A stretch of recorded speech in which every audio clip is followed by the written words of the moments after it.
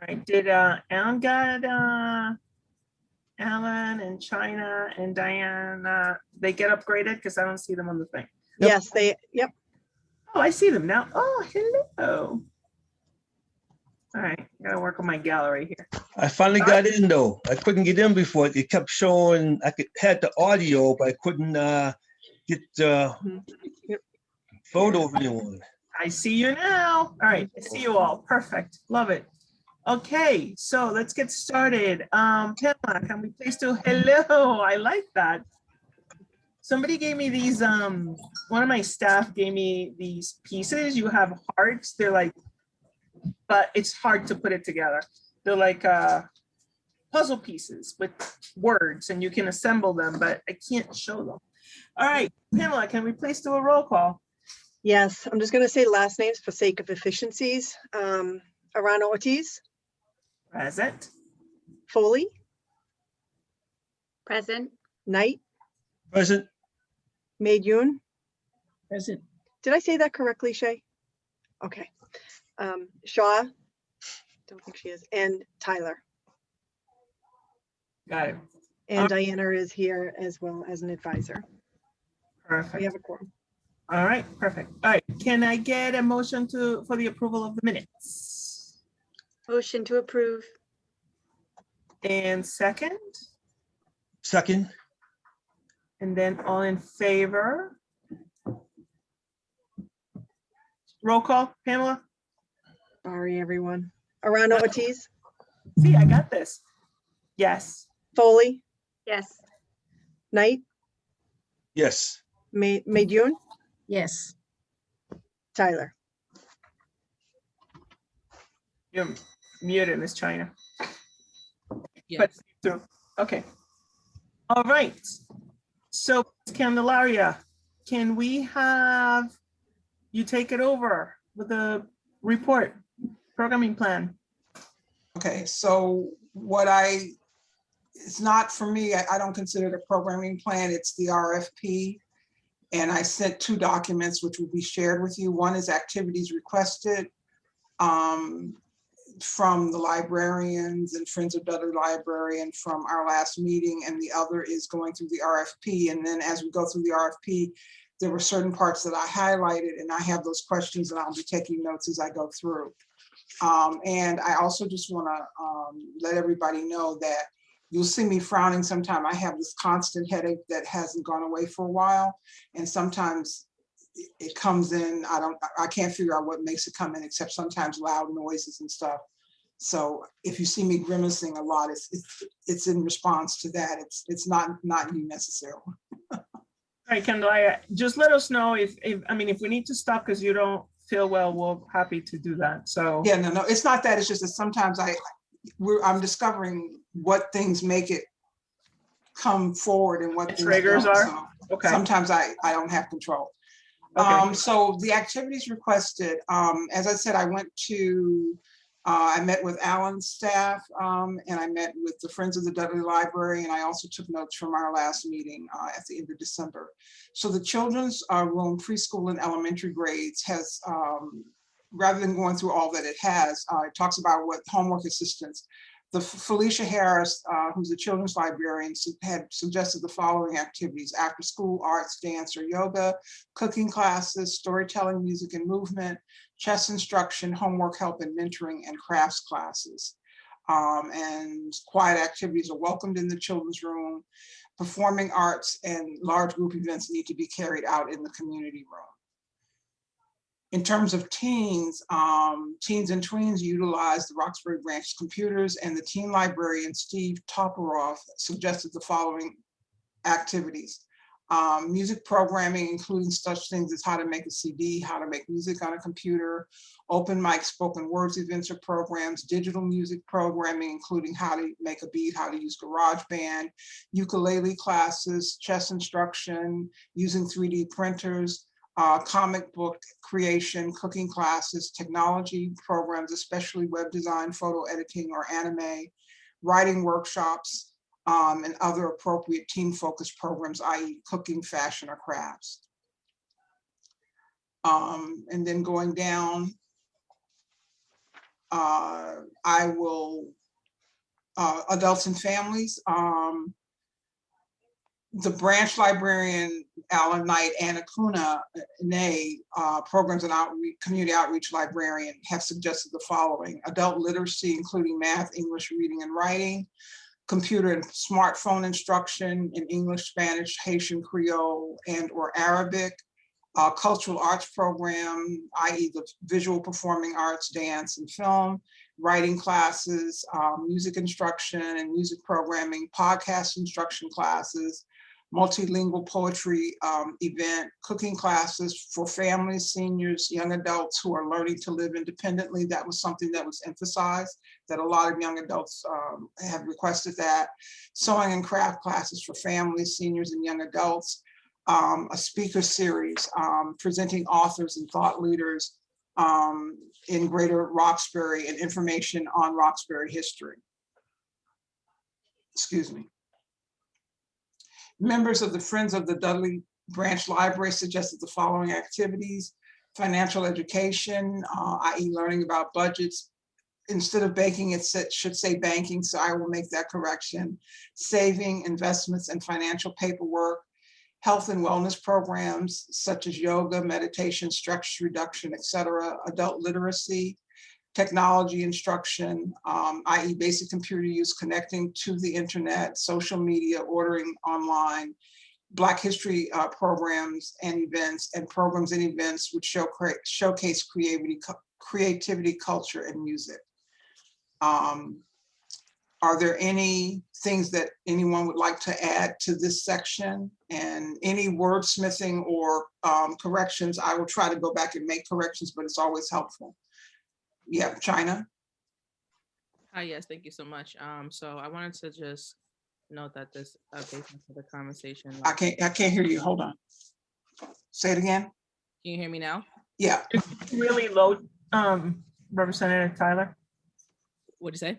You're coming a little low, so. Okay, I'm gonna speak up a little bit more loudly. So, based off of the conversation last week, I'm just a little bit concerned, and I just wanted to just advocate and uplift that some things were. I know these are recommendations, but some things that I would like to see added on there. Is kind of speaking to a different crowd of folks that may, not be represented here. So I just wanted to start with up at the top at the early education, kind of younger children's library. Yes. So those are great suggestions. I really like them all, honestly. The one thing that I would like to see as far as word tweaks is, as you put it, Candelaria, is around the homework help and mentoring. So I would like to see that a little bit more focused on reading comprehension. As you know, the third grade reading on a third grade reading level, when our children get to third grade, they're just not there. And that kind of follows through with them all the way through their K through 12 experience. And so reading comprehension is something that they really have to get down during their first, K through 1 to 3 years. And I would really like to see a little bit more program and focus on reading comprehension. Because a lot of students that are that age, they don't have homework and they're kind of like really, really young. And mentoring kind of seems like a little bit like a wider scope.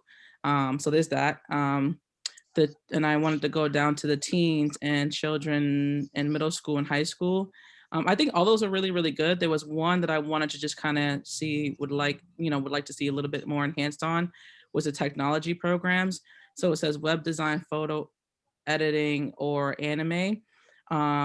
Maybe we can also too kind of widen the scope on that, and maybe a little bit more visual art. Visual technology, and it may be like videography type style programming, which is kind of very similar to writing workshops, but more on a technology portion of it. Videography is becoming very, very popular, as you know, and there's a really, really big industry for it. And a lot of our students, particularly down the street at the Clubhouse Network, are kind of taking on that route, and they're getting some really, really great opportunities with that. So I would like to see that. And then down onto adult and families, just kind of generally speaking, I do like all the, the entries there, but really also focused on, people that have queries, or people that have, that type of issues with the courts. I really would like to see something focused on helping them clear their queries or clear their records so that they can then enter the workforce. And that's just totally missing from the list. So I just want to say thank you. I think that is pretty thorough other than those things. I'd like to respond a little bit. I will add those things and try to shape them. One of the problems that we've had in the past with videography and photography-based courses is whether people have their own technology and people using cameras, like whether the library, if a person puts in an application and gets granted, if there's a requirement that their cameras use, the whole structure around purchasing the cameras, having them returned, and that kind of thing becomes difficult unless they're going to do it totally from students having smartphone cameras. And so the way the RFP works is that we put out the kinds of things that we will accept applications for, and we have absolutely no control over who responds. So we will put it all out there and we will see what comes back. But I have taken those notes and I will add them. Thank you. I actually have a question around the Corey part of it. Okay.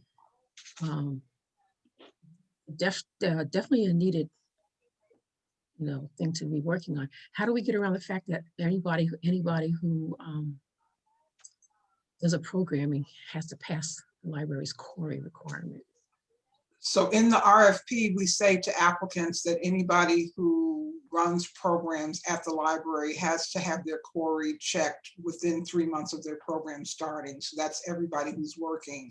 Say for the Play Reading Book Club, that's the administrator that comes from Arts Emerson, that's the technician that comes, and that's the teaching artist. And so every program that we have there, people have to have gone through a Corey. We don't do Corey checks on people who actually come into the library. Okay, so the only for person would have to programs. only have to worry about whoever, if someone submitted an application, making sure that person and whoever they're bringing in to help teach. Once they fund Okay. or funded, they have to go through a Corey check 3 months before they can do a presentation, and that's done free through the Human Resources Department at the library. Oh, good. So we don't have to worry about anybody coming in that has a Corey being stopped at the door. No, we don't Okay. at this point. Well, hey, there was a sting years back down in South Bay where they told people they were having some kind of sale, and it turned out to be that the police were busting everybody. People remember stuff like that. Yeah. Yeah, no, we don't have any giveaways that people would come. Okay, so we're good with the programming? Okay, so I'll make those amendments. I wanted to start looking at the RFP. Can I, hold on a second. On the camera stuff, can we find out, Priscilla, if the library owns in other branches, or if we have cameras that are given in loan at other, do we know? So we don't have cameras necessarily, but looking at the podcast, we do have equipment, but we can look to see what we, because if this is something that could be useful for this program that we can fund, and then also can be used for future, the Roxbury staff using it for additional programming, it's certainly something we can work with IT and explore, because I do think this would be, it would be something tremendously valuable. So we can look at that. As I said, we do have podcasting equipment, but not the, I need to check on the cameras. So is the podcasting equipment where, at Copley? Yes. And is that equipment, is it physically reciting it, and can it be moved to Roxbury? Please stop me if I'm overstepping my bounds, but I'm actually one of the people that purchased There we this for go. the library. Yes, Jay, go ahead. So, Go, Jay. head of AV here. We actually did purchase a reasonable amount of equipment, not many cameras. They got one GoPro and one, I believe it was a Canon DSLR with the most recent upgrades at Roxbury. So those cameras will be living at the branch. We haven't figured out how we're going to manage use around them. We would love to be able to check them out, but obviously we're concerned about what that means for the rest of the library.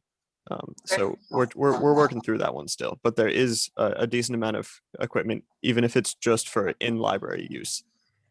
We can get you an itemized list of that stuff. Oh, that'd be great. All right, cool. So what I want to say is that as a person who's applied for grants, as a person who's worked with lots of families and lots of teens and lots of middle school people over my career, it becomes more complicated in terms of putting an RFP, and I'll think about and put more detail. Does it mean that if you're having a camera-based program, a photography-based program, a videography-based program, that you're going to be having kids leaving the library confines to create stuff, right, as part of the session? Does it mean that if you're not able to loan people equipment, that becomes an issue? So you have to rely on the equipment that kids have. Sometimes what could happen is that an external program that already has solved all that, they have their own camera equipment, they've signed up kids, can apply for a grant where they're going to be teaching part of it in the library and then part of it in their home organization, because they've solved those things. So there just becomes a lot of parameters around comfort with people, particularly teens, moving in and out of the facility, coming in for a certain amount of hours for a program. So I'll have to figure out, and I'll talk with Steve, who's the teen librarian, and with Alan and with Lacuna, to just really, and somebody on our administrative advisory group, to really get the wordsmithing around so that somebody knows clearly what kinds of programs can I propose that we can actually say it's okay to do. Yeah, there's I'll find the name. There's a lady, I think she's from Dorchester, who does photography classes for teens, and she has her own equipment. And my daughter took classes many years ago, and she provides the equipment, and then part of that is doing field trips around the area. So she'll give them, like, they'll do a lesson and then they take a field trip in the area, and then she collects the equipment. The kids don't take the equipment home. So the field trips are embedded in the course. So I'll forward that name if you want. Okay, but again, I'm going to push back and then we can move on. Yeah. If you sign up for an external program where you know field trips are part of the program, that's one thing. This is a person who's running her own program, who has her own equipment, who parents are signing release forms and field trips and all that. If this is something, if that person came and put in a proposal to the library, she would not just be able to work with the families that she normally works with. The program would have to be open to the public. And so that just adds another layer of what we'd have to think about in terms of permission around field trips, around timing, around all that kind of stuff. It's not that it can't be done, but it just adds all these different layers. So that's I'll make sure that I try to put that kind of language. And then what we do is when we have the technical assistance session, literally I walk through everything, and people will ask me a million things. Well, I want to do this. Will this be possible? I want to do this. Will this be possible? And that's how we run through it. Okay. Got it. Okay. All right. Okay, so the first question I have from the very first page is this the photo that you want to use for the cover of the RFP, or do you want a different one? Do we have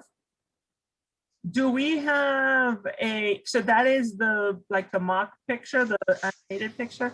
Yeah, it's the rendering the architects did. In part, we weren't able to get a updated photo because of the construction that was happening on the sidewalk, but we can look to see if we can see how quickly we could turn that around and get an updated picture. I can talk to communications about that. Okay. Okay, so that was my one question. So if that can be given to me, that would be helpful. Can we go down to the next page? I think everything there was fine, so we'll skip that one. So the timeline. So I have a lot of things highlighted. I have a lot of TBDs, to be determined, and note that, okay, so the issue date, typically proposals are issued in late May, early June. So I would have to be, this body would have to make a decision if that's going to change. The technical assistance sessions are to be determined, typically held mid-June on a Monday evening and on a Saturday morning. I usually have 2. The notice of intent, which is the first thing that we ask people to do, is typically asked for in late June. And the final proposal deadline is typically around July 15th. So Okay. Gloria, when we spoke in January, we talked, or December, was it December? We talked about, coming up with a different timeline so we could leverage summer timeframe. So it's sort of an accelerate, it wouldn't follow the normal. And so what are the possibilities of doing that so we can? So for me, I don't know the possibilities because I don't know when the libraries are going to be open. So that's why I put how it typically happens. And what I would do is I would follow the number of weeks between issuing an RFP and do the timeline around that. So that's pretty easy to do once we know that we have a date for when we will be doing programming. So Priscilla, now that the governor is opening capacity, what is the guidelines for the library at the moment? At the moment, we haven't increased any additional services beyond BPL to go at the branches, and then some limited computer use at Central. I can get the most updated, I can get the most updated for our locations, because yes, there's restaurants, there are stores, and all of those things have changed capacity, but we haven't yet, and so we haven't expanded like being able to have in-person programming or classes yet, because there is a significant amount of planning that's involved in that. And I realize this sounds vague and excuses, and I don't mean it that way, but if you're thinking about the Roxbury branch and how big it is, we could fit many people, keeping them socially distanced at that location, but not all of our locations are that size. So we really do have to take all the considerations of the different physical layouts of each location. So we're not there yet.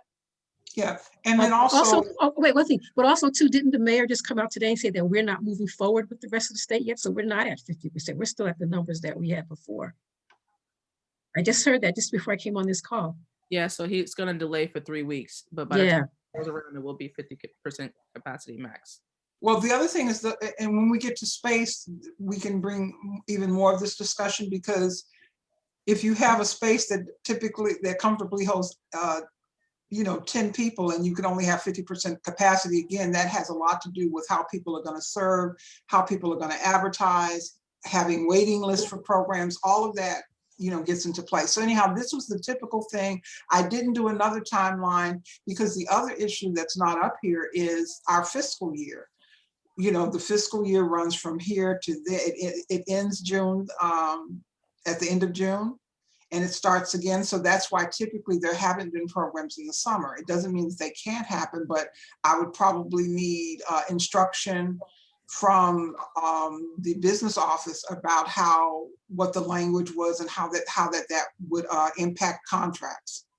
Well, the thing is that we haven't spent the monies for this year, right? So the thought was that we would then, spend it with programming later.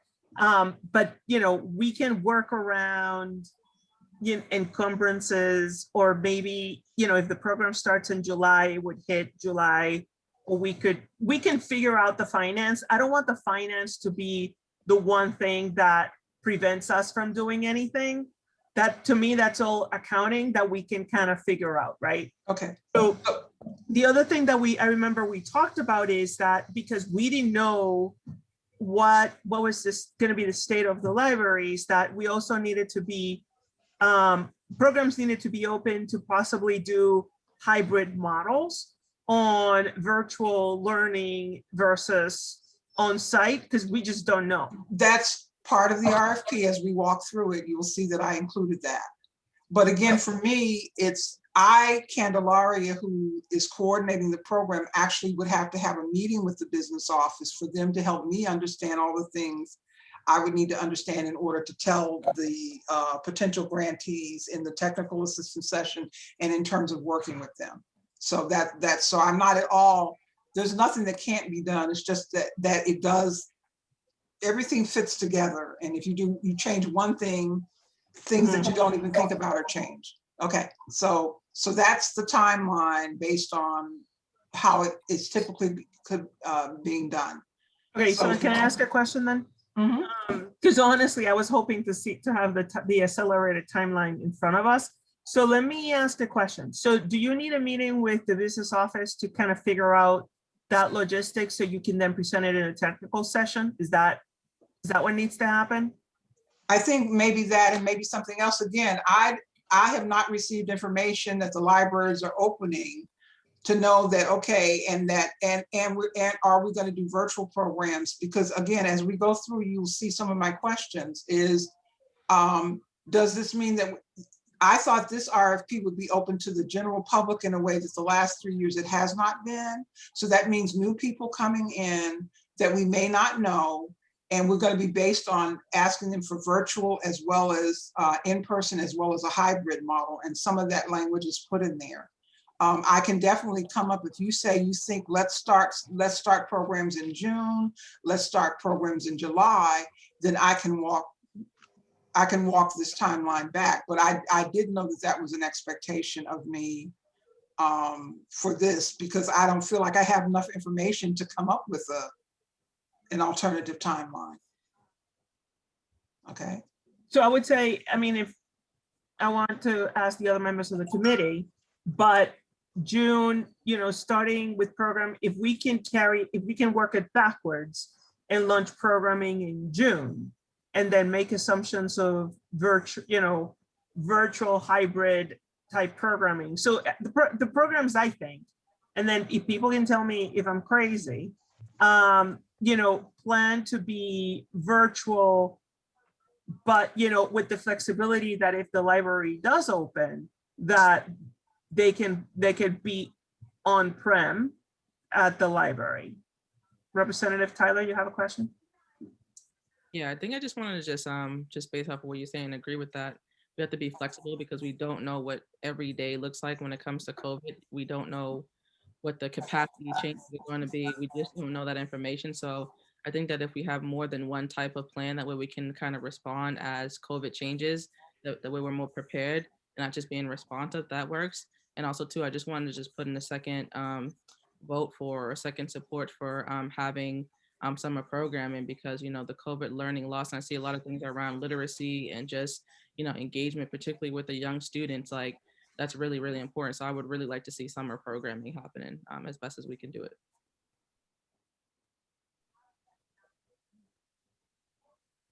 Alan? Yes, my question would be, I can see them starting out with the virtual programming though, but then if it opens up, schedule-wise though, everyone's been trying to fight them for the same schedule, and then you're going from virtual to in person, that will be all kind of conflicts in there. You're gonna have to go hybrid.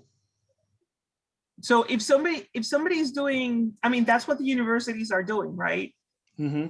They do these hybrid models where you could do, some people, if due to capacity, maybe you're doing a virtual class and maybe you have 20 people, but the space doesn't hold 20 people. So you may have to do a hybrid where maybe 10 are on site and the other 10 are virtual.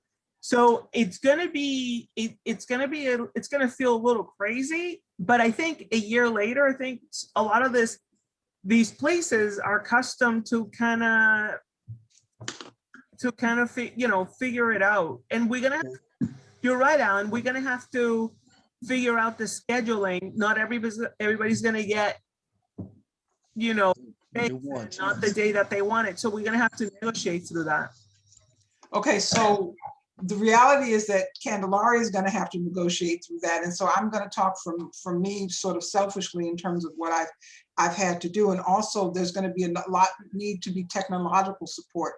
Do people have the capacity, if they're doing a hybrid model, and if they're starting out virtually from their own computers at home, to have a Zoom, to be able to control a Zoom so that it doesn't have any hanky-panky? Do we want it to come through the library Zoom platform? Will that mean having to have overtime or have technological support from library personnel. Recently, as an example, I know that Athenaeum had an experience with a program that was being run where they ended up having to get rid of an intruder in their Zoom. And Alan can probably speak more to that, but so that's part of what we would have to put in the RFP. This is the technological support we expect you to have to even submit your proposal, or this is the technological support that the library will be able to give you. Yeah, I mean, they can, Because it's not always big institutions. Our piano teacher, for example, is one person. He's been doing it for years. So Right. it's a matter of what he, and we might make suggestions. I know he used Flipgrid for the last, when we moved very hastily the programs virtually last spring. But it again, it's always like it all fits in together. Once you start doing one thing, then all these other questions come up. But yeah, we'll figure it out. You know, perhaps if we, well, I have three things I'm thinking. One is maybe we should do a quick brainstorm. That was one thought I had. But the other thing is that maybe, and I know this is a little bit of work for you, Candelaria, maybe we have a special mini summer session. And then we have one that starts in the fall, as like we normally would do as a year-round school year thing. And with the mini session, you know, that gives people the option of having programming outside. I mean, if someone wants to do, taking off of Representative Tyler's thought about the reading comprehensions, maybe there's, you know, there's usually a reading list every summer that the library puts out, right? And so maybe we have some of those books become part of a reading club where people will come and somebody can instruct them and use and have them practice their reading comprehension skills, right? Maybe that can happen outside. And you know, I haven't figured out yet what would happen if it rains, but maybe that's an option. So it also says that depending on the programming, could also determine whether or not it becomes an outside program or if it needs to be virtual. Yeah. And the third thing I wanted to add is that I do manage a small grants fund for the Dudley Uplands area, and we have had folks apply for grants with both the virtual and the in-person grants, and you'd be surprised how people are creative and kind of figure out, you know, how they can do that. So, you know, yeah. Okay. Can we move next? I just want to mention, so for these, I know we had a success when people were sort of taking this on themselves, because we do have a fantastic AV staff, as Jay already participated in this meeting, which we appreciate, but they wouldn't be able to be supporting, and we wouldn't necessarily be able to have the Roxbury staff supporting this. So anybody who applies and is planning on doing a virtual program, they would need to be able to do their own support for the online services. right. Yeah, I mean, that should be built into the program. Okay. All right. But Jay, I like that idea of doing sort of like do like a summer program and then do the rest of the year as normal. But I agree with Shay that it's kind of double the work, but I think it also simplifies it, Candelaria. Yeah. I'm not afraid of the work. I've done more work than a lot of people on this and on other programs. So I'm not afraid of that. It's just being clear about what we're saying in the RFP and me being clear. So for the session, and I've noted what the mini summer session idea, and I've noted about people really having to, we will ask maybe for proof that they are comfortable running Zoom platforms or doing Flipgrid or those kinds of things if they need to. Yeah. So, okay. All right. Sounds good. Next page. So this is just a letter that I had put together, the special request for RFPs. And we are asking grantees to submit a grant that incorporates virtual and in-branch learning, because at the time of this RFP, the libraries are not yet open for in-person services.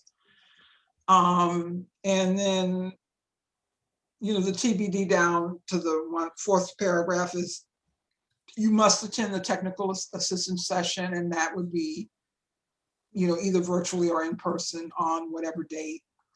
And what I did was I wanted to check with you that I have the names of the advisory committee correctly. I removed Pete Coco, I added Diana, And I added Representative Tyler, who wasn't on our last RFP when it was issued.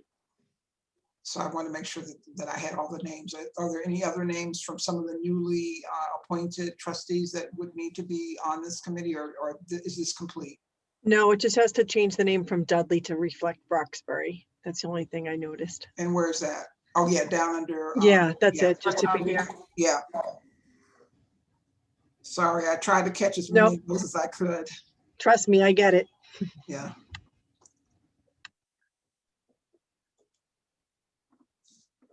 Okay. Do note, the Dudley Friends have not changed their name. Yeah.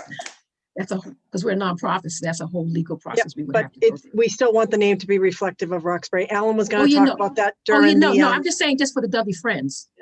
Alan was going to talk about that in new business, but if you want to bring that up Oh, now, Alan, you Oh, can. no, it just came up though. It's my understanding. It can be more than just going in and changing the name though. I'm talking about more or less the Friends changing the name. So it has to, like the 501c, it has to go into the name change itself though. Right. So presently, that's why we're still calling the Dudley Friends though. But as far as this going in this for our piece, though, I'm not sure if we can't use the name for that though. But we're talking like two separate issues here.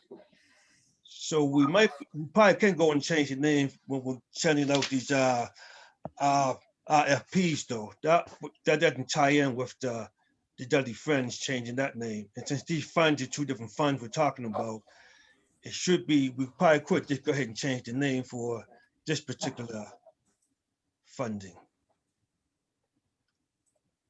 Okay.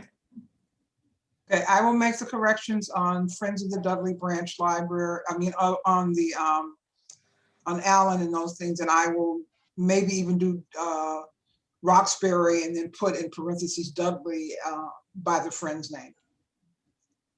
Okay. Correct. All right.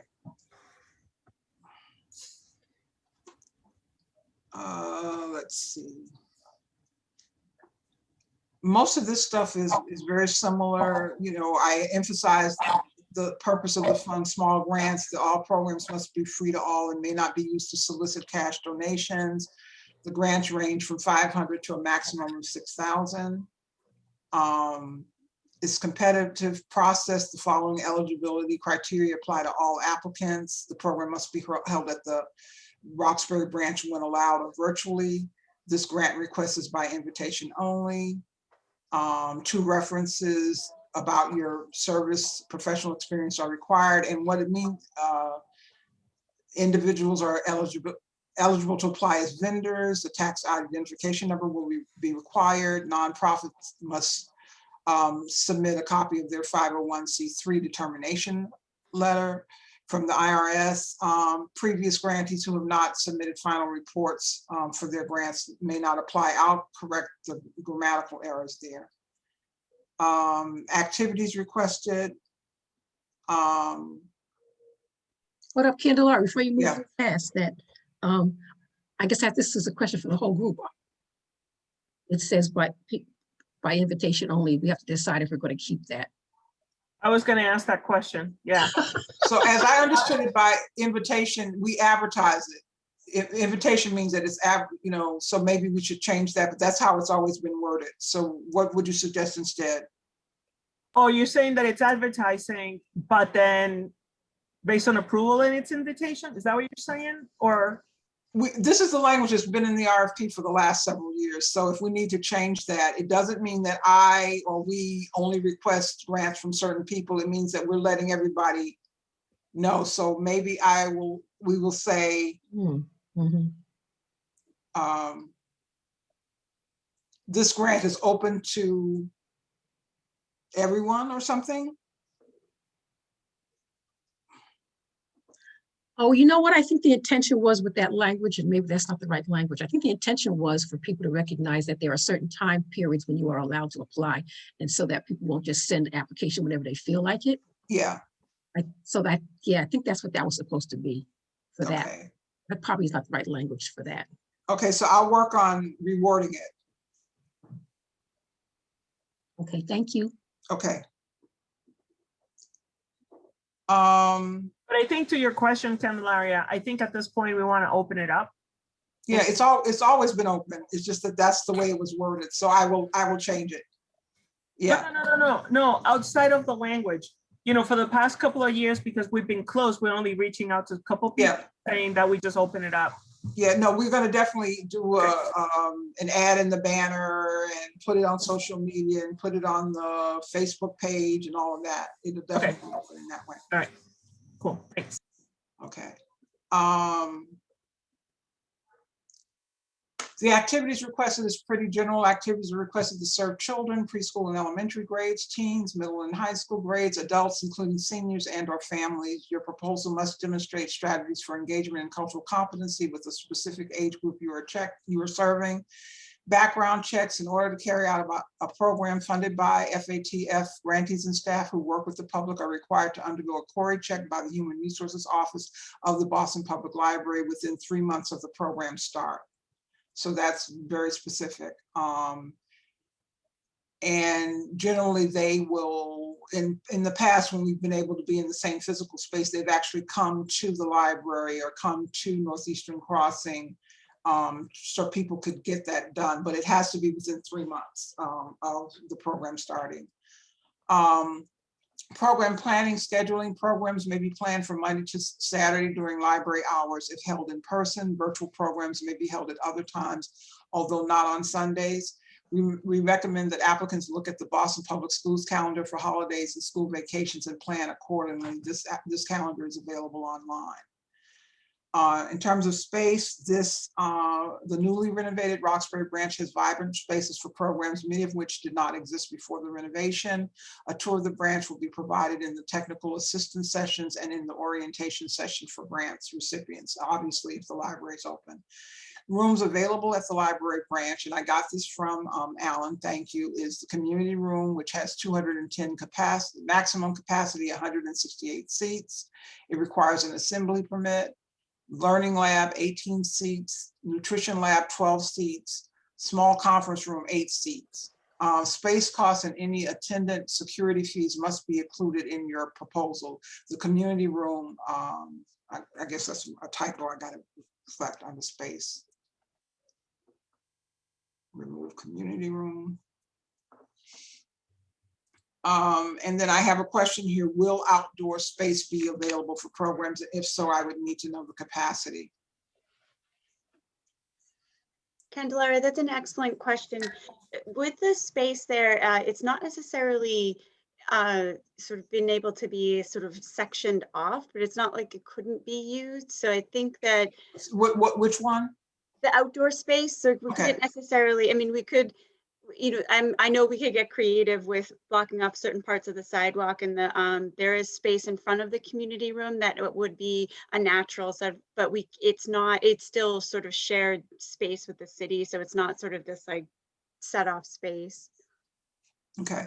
One of the things that will be helpful to me is when I actually have a tour. I've done the virtual tour, but I'm a person like when I'm actually physically able to walk through and around, it would help me understand a little bit better, like, you know, so again, that would be, if you're doing an outdoor space for children or for teens, you might want to have it more, have some boundaries and barriers, and are there things that can help that happen, as opposed to just being, like if you did the Macondo concert, say if that was funded again and there was a concert and people spilled into the outdoor space, that's very different than if it's a program that's specifically for children.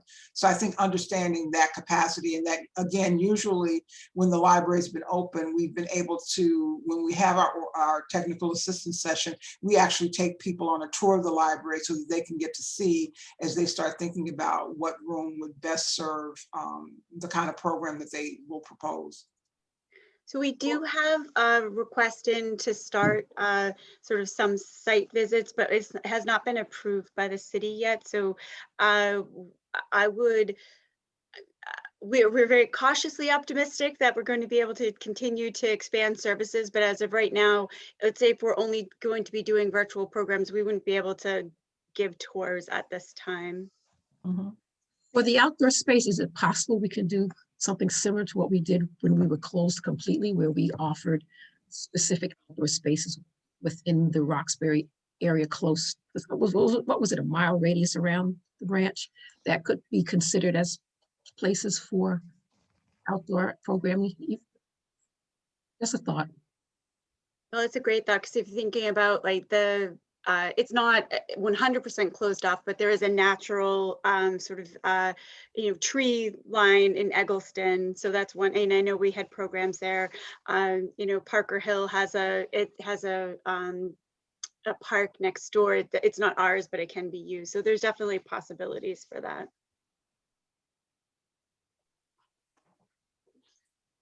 Okay. Does that help, Candelaria? Yep. Okay. Okay, so that's a little confusing to me, but okay.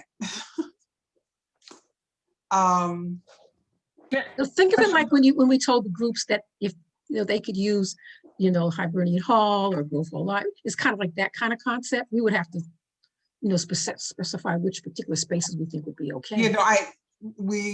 I understand that, and we definitely do that. But part of the hope in terms of moving back to the branch was that we wouldn't have to be going from Eggleston to Boston Conservatory to Hibernian Hall to that. So we might, if anything, we might want to narrow the scope. We were up at Freedom House. We were at so many different places. So yeah, we could definitely see that. But my thing was whether or not the outdoor space itself it would be contained. But we'll see when we get to when we are able to have stuff in the library, a lot of this will become clear because we'll physically be able to take the grantees and the applicants, and we'll be able to see it in a way that we don't. And do we need to make edits to the space that even because you're calling out the capacity, but capacity will be limited to whatever COVID guidelines? Should we have language in there indicating that? Yes, I'll make a note. Capacity will be restricted, will be restricted according to meet city capacity guidelines or whatever. Yeah. Okay. Yeah, I just made myself a note on that. Thank you. Since you brought that up, Evelyn, do we also need to put on there something around the fact that we need to make sure folks are masked and all that kind of stuff? Yeah, I would put language around that too. Does the library have a standard statement around that yet, Priscilla? But Candelaria, for the purpose of the RFP, all you have to say is that program managers and participants will have to abide to COVID guidelines at the time, because they will change, right? From now to they would change. So you have to be specific to what those are. It's whatever those are at the time of the program. Okay. And we can just say Boston Public Health Commission. That's who we go to. So it makes sense. Okay, so I'll look for exactly how they word it. Sure. Okay, thank you.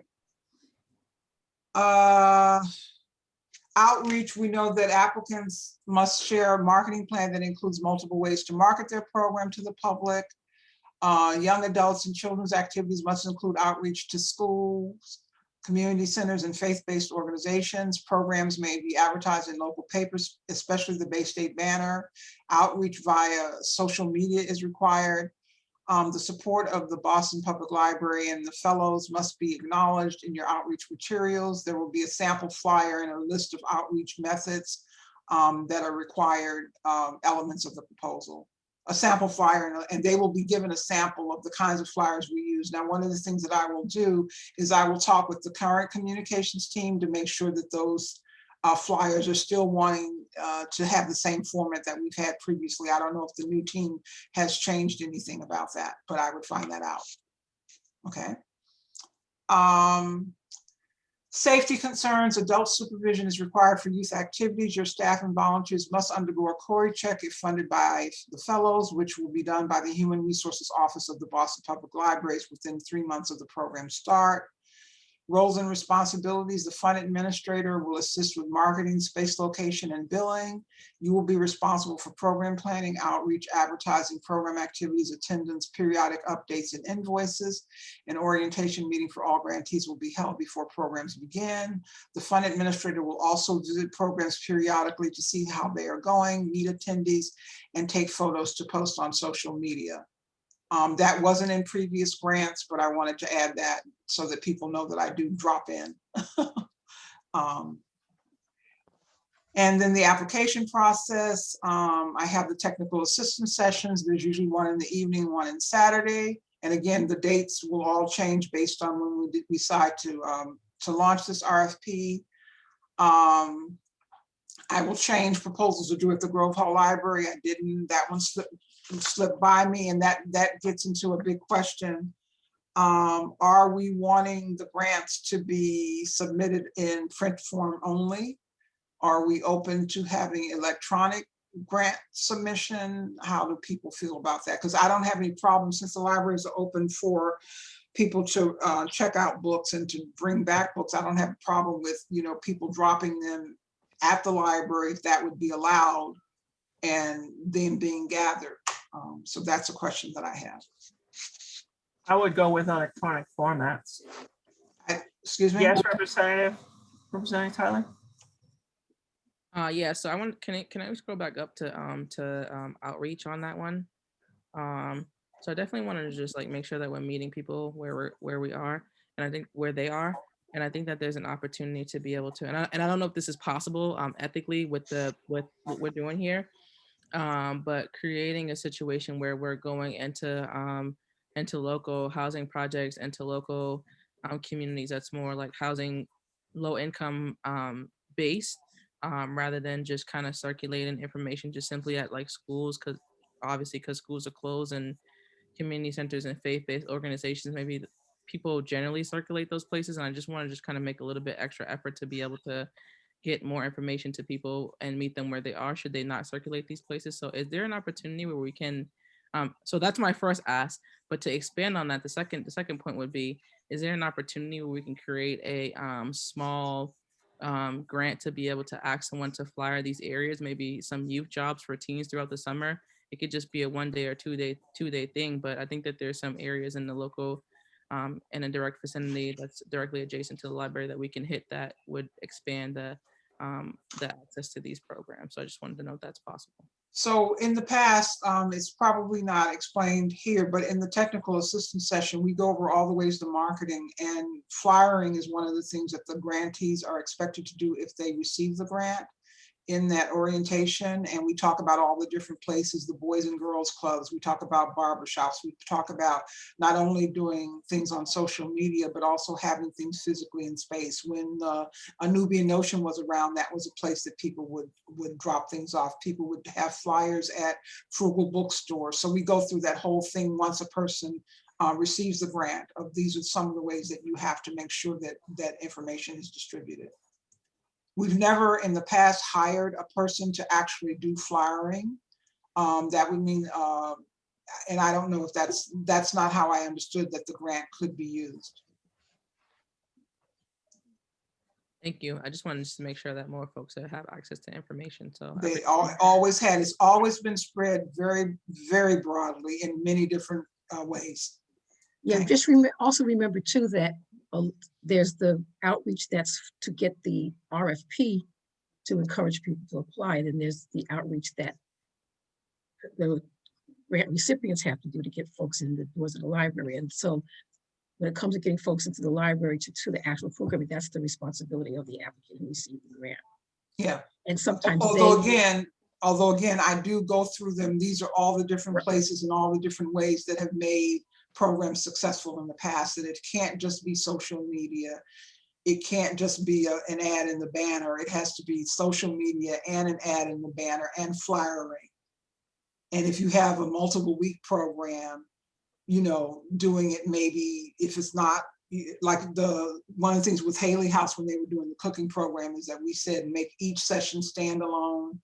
And so you have to advertise each session separately and not just as a series. So No, but one thing I wanted to say to Kendall is that sometimes the actual applicants will put in their budget that they wanted to hire someone to help them with the outreach. Yes, That's where that would come in. Yeah. We can't require them to put that in their budget, but some people do that. okay. Can we Right. go on, scroll, thanks. We have a notice of intent process where we ask people to give us a notice of intent. In traditional terms, it would be late June. And then the final proposals are due in mid-July. So there's about a 4-week period between the notice of intent. People can submit a final grant without giving a notice of intent, but the notice of intent is requested just to give us an idea of how many applicants are planning to apply. And then the review and the notification process. An impartial review committee will analyze your proposal on the basis of how closely it matches the requirements of this RFP, the needs and interests of Roxbury Branch Library users, and the degree to which it achieves literary and instructive purposes. During the review process, all proposals will be considered confidential and they will not be discussed with anyone outside the review committee. Additional information may be requested after your proposal is received and reviewed. Applicants will be notified of the status of their proposal on TBD. We have in the past, Representative Tyler, because you were part of the process, and also Diana, we have in the past asked for clarification where there was something we wanted to fund, but maybe the budget wasn't written as detailed or as clearly as it needed to be. And so we've asked them to, give us additional information. We also began adding at least 2 references, wanting to have references of people who've actually experienced the person doing the work that they say they're going to do. And we do check up on them to make sure that they are qualified, and they have to have resumes or that kind of stuff. In terms of going back, something that we skipped, we don't have to go back by a page, but electronically, Evelyn, you said you're in favor of the proposals being sent electronically? I would say yes. Do we need to take a vote for that? Well, I would like to say, let's have a little mini discussion. There's at least one person on the committee who doesn't, that's more difficult for. The second thing is that I've moved in a couple of other grant funding processes that I'm part of on the George B. Henderson Foundation board. And what we found was that it was very rigorous, requiring each person to go through all the attachments, because in those proposals, there's lots of photos and stuff. And sometimes people would skip over stuff. So the easy thing about having a physical grant application is that it's all there and it's right there for you. You turn the page, you mark the page or whatever. You can do the same thing, certainly electronically, but it can be cumbersome if people are not used to going through all the different attachments. And then the other thing would be, how are we going to receive them electronically? Does the library have a platform that it would use? If not, I'll have to do research on the different platforms that allow people to do a proposal online that will allow for the kinds of attachments and things that we want. So, I would imagine, I do this all the time, so I'm oversimplifying it. So if I'm oversimplifying it, please call me out. But if they create a PDF file, right? We can provide a Google Drive folder or Dropbox for them to put the PDF file. We should be able to, you should be able to distribute from there, right? And I may be simplifying it, but it's as simple as that. And I know sometimes in the past, we've talked about I-90s and how people get concerned about publicizing their I-90s, but I can go and search anybody's I-90, and there are in the internet. So that should not be a concern. Okay. Alan has his hand up. Alan? You're on mute, Alan. There you go. Okay, couple of questions. My first question is, who will be responsible for this printing? Would it be the library staff? And the second part of that question is, I prefer to have no drop off that, but I wouldn't have a problem if they were being dropped off there. But if they are being submitted that, well, who's going to be responsible for making several copies if we have been doing? No, we wouldn't. In the I past, would- we've never been responsible for submitting, making copies. Sometimes there've been grant applicants who've been running late and have asked to use the copier, but that's not going to happen this time around. It's like you have to come with your stuff already done, and it has to be by the deadline. If it's coming electronically, it's more as individual reviewers, if you prefer to look at print stuff, then you would have to print it out yourself, and that would be on each one of us to do. But in terms of, again, it may or may not restrict people who are comfortable with doing an application online. We would cover that in the technical assistance session, saying this is, once we had an electronic platform, then part of the technical assistance session would be walking people through that platform and say, this is how you upload, this is how you do this, this is how you do that. For some people, it may be a learning curve. I can think of the person who did the fashion program. I can think of the person who did the crochet program. I can think of the person who taught the quilting program. I could think of even some of the chefs at Haley House. That may not be, but Haley House has a grant writer, so the chefs themselves are not having to upload material. It would be the grant writer. But for individual people, it may be some. Again, I'll just make sure I would have to add that to the technical assistance session, and also whether or not that software would be something that I would be responsible for using a Google Doc, or would it come through anything through the library?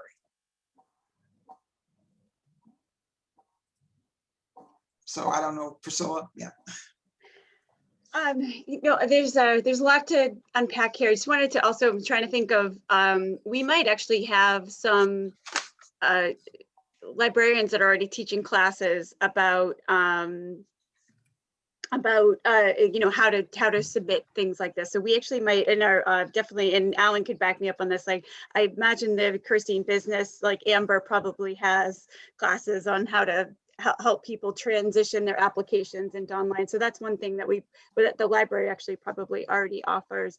And then we also just want to make sure if we are accepting these in email that, anything that we get in email, it is subject to FOIA. So I don't think anybody that's submitting these applications would be, just as long, I don't know if we have to actually put that in the RFP that their applications could be subject to FOIA.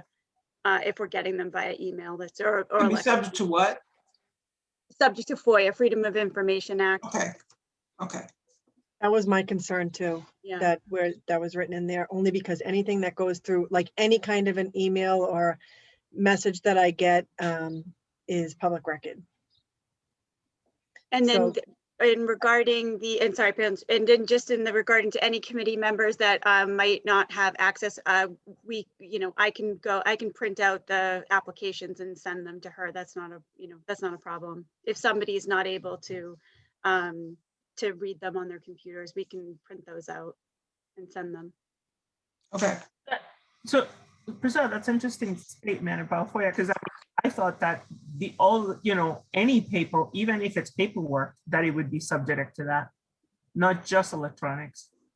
while you were on this meeting, I sent a message to Caroline and asked her about that clause, if it's actually true, because I would hate to say that it was kept private if it's not. Do you know what I mean? I don't think, I think My- every document is subject to that. But there might be some things that are under disclosure while they're in the review process, and then once you make a decision, then it becomes public knowledge. I don't know, but Well- I can get back to you, Candelaria, offline with that if it's Okay, important. well, the other thing is that that I don't have an official library email, so I set up my own Yahoo account, fellowstrust@yahoo.com, and that's what I've been using since I worked there. Right, but once you Oh. share it with the trustee, with the committee to review it, they are, it's part of the employees. And that's Yeah. kind of where that line gets Right. foggy, but that's an offline thing, doesn't have to be.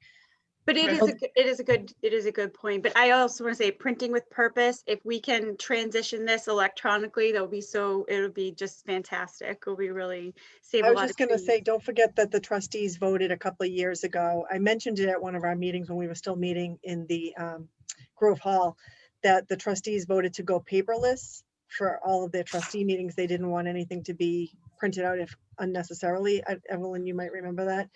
But Yeah, I printed them out for the sake of that. I knew a lot of the, like Shay didn't, not Shay, I'm sorry, not Shay. Forgive me, Shay. Sorry, Ann. Sarah Ann, thank you, did not have access to a computer. So I printed out the documents for that meeting in particular for Right. that one reason. Okay. Okay, someone's hand is up. Oh, well, I just wanted to share that there's just two things, you know, who are we trying to serve? And the other thing was around the privacy. I'm glad you have someone looking into that, because one of the boards that I work with the trustees on, they're doing theirs online, but they have a different, totally different program they're using that's used by boards all around the country. It does cost though, it's called Diligent Boards. And part of why they decided to go that route is because of the security issue, you know, so that people aren't able to just, while you're trying to review things, see, you know, see what's going on. And then they have an archive place where they store them. You know, the old days it would be those notebooks, but so they started that with an archive. So that way, the only way someone would have access to that is that they have access to this program, which is Diligent Boards. So I just thought I'd share that. Okay, thank you. Can Thank we you. scroll down?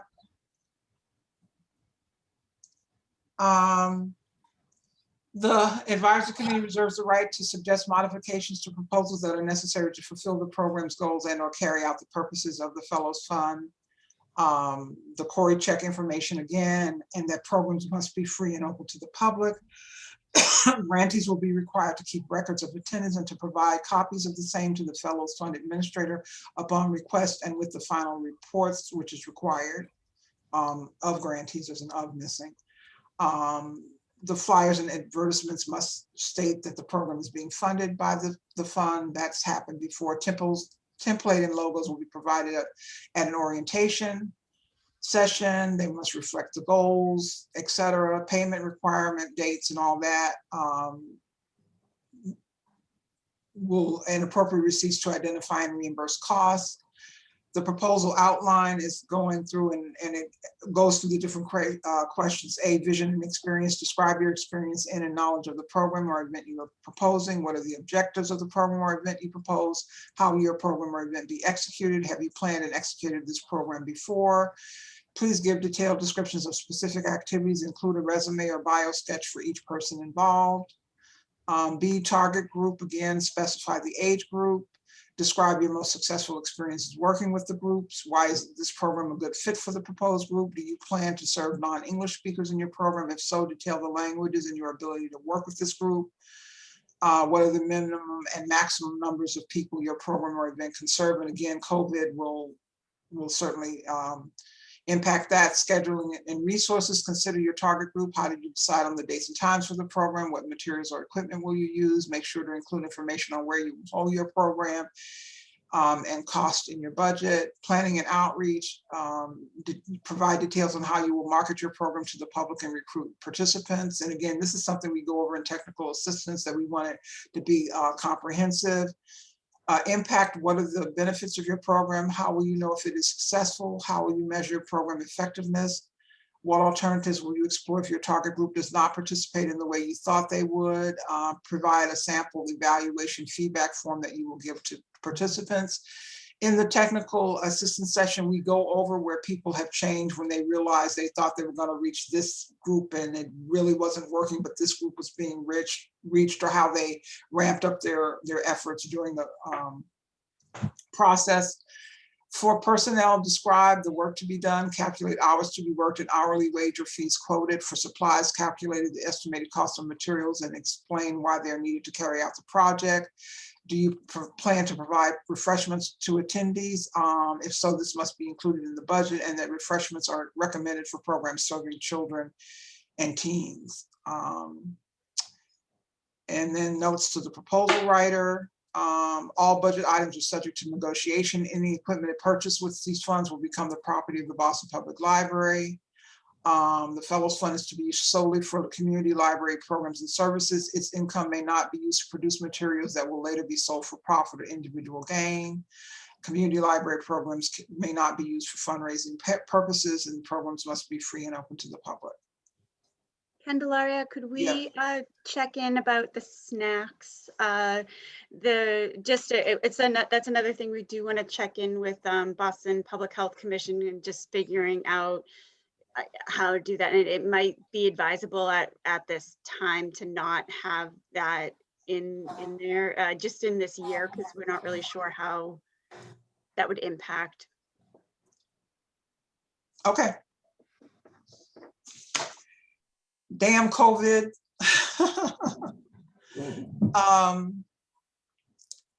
All budget items, or I already did that. Let's scroll up. And then there's a proposal checklist. Again, I highlighted under the submit one original and 5 copies. It looks like we're going to be going electronic, so that will be taken off. Mhm. And I'll put in language about where, what that will be used, and we'll go over that in the technical assistant session, whether it'll be a Google Docs thing or whatever. Yeah. Emails, in fact, this is, yeah. Yeah. Is there a question? Nope. Okay. Emails and faxes will not be accepted. Late proposals may be returned as unread. Incomplete proposals will not be considered for funding. So one of the things that I do is when I've received the proposals in the past, I go through to make sure that all the information that's required is there. We've had people who literally were coming in, making copies right as the deadline was approaching, and I was sitting in the library, and I would usually, you know, walk real slowly, waiting for people to get through the traffic. Now there will be no excuse about traffic in the Nubian Square area, keeping people from getting their proposals in on time. Scroll up.